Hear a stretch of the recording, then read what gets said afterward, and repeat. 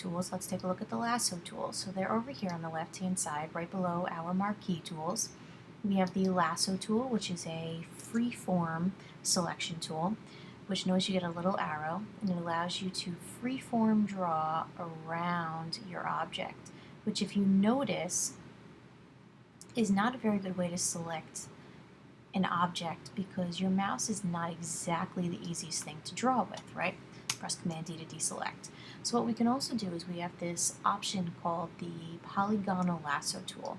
Now this is really important to use when you're trying to get a really specific selection. So all you have to do is it works in terms of points, and all you're going to do is click around the edge of your object. Now if you happen to click in an area that you don't want to, maybe accidentally clicked over there, if you hit, notice it's attached to that, if I hit delete, notice that it will go away and it'll kind of backspace almost. So I'm going to go all the way around, and you would do a much slower process than I'm doing, and if you notice that I double clicked a little bit too fast and it closed my selection, so I'm just going to add on to it by continuing on. Notice I have my add to selection button selected up top, and there's a little plus sign that also shows me that as well.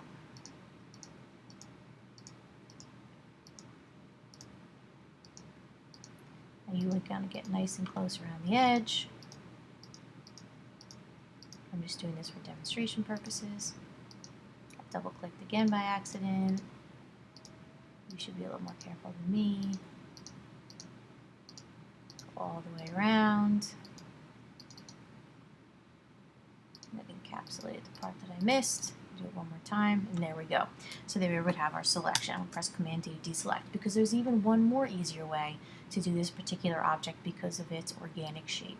And we're going to use the magnetic lasso tool, and I notice it has a magnet. So basically what this allows you to do is it allows you to click on the edge of an object and let go, and as you drag your cursor around the edge of your object, notice that it is making points, little squares, along the way.